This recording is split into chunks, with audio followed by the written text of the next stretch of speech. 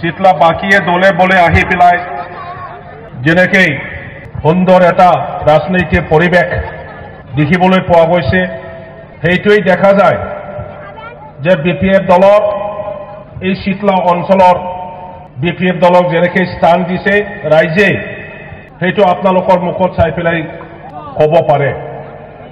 এতিয়া যি চৰকাৰ আহিছে তেখেতসকলৰ দিনত আমি দেখিবলৈ পাইছো এই ইউনিয়নৰ কাম এতিয়া স্তব্ধ,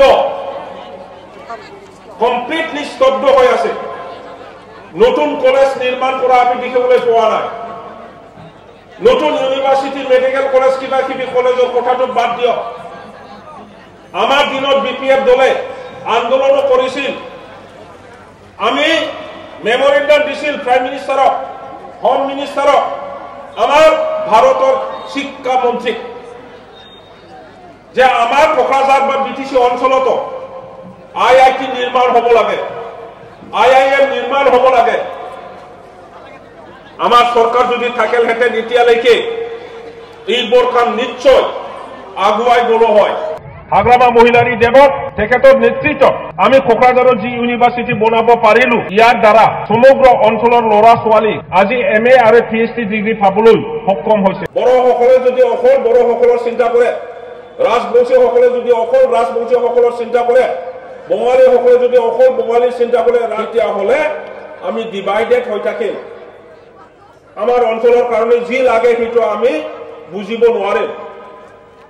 গতিকে BPF দলে সকলোকে একত্ৰিত কৰি পেলাই একগোট হৈ বিভিন্ন জাতি গোষ্ঠীৰ জাতীয় সমস্যা, আজি সমস্যা সমাধান কৰাৰ ব্যৱস্থা আমি উলিয়াব বিচাৰো। আজি ৰাজবংশী ভাই ভনীসকলে ট্ৰাইবেল হ'ব বিচাৰে। এই সমস্যা জ্বলন্ত সমস্যা, জাতীয় সমস্যা ৰাজবংশীসকল। গতিকে ৰাজবংশীসকলে ST হোৱাৰ ক্ষেত্ৰত BPF দলৰ কোনো মানা নাই।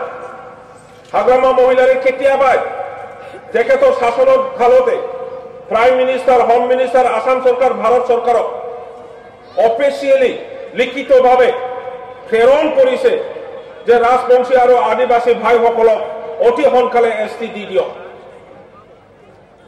আমাৰ অপজিশ্যনসকলে একো বুজা নাই, বৰঞ্চ তেখেতসকলে সেইটো সময়ত হাগ্ৰামা মহিলাৰী দেৱক বিয়াকৈ গালি দি আছিল, BPF দলক দোষাৰোপ কৰিছিল যে ৰাজবংশীসকলৰ বা আদিবাসীসকলৰ জাতীয় সমস্যা সমাধান কৰাত কোনো তেখেতসকলে ব্যৱস্থা লোৱা নাই। নহয়, তেখেতসকলে একো চিন্তা কৰিব নোৱাৰে, কোনো জাতি গোষ্ঠীৰ সমস্যা তেখেতসকলে নাজানে। এতিয়া আমি BPF দলে আগন্তুক নিৰ্বাচনৰ পৰা আৰম্ভ কৰি এইটো অগ্নি পৰীক্ষা লৈ পেলাই আমি আগুৱাই যাম আৰু আগন্তুক দিনত প্ৰত্যেক জাতি গোষ্ঠীৰ আশা আকাংক্ষা কেনেকৈ পূৰণ কৰিব পাৰে, ইয়াৰ কাৰণে আমি আঁচনি লৈ পেলাই কাম কৰিছো।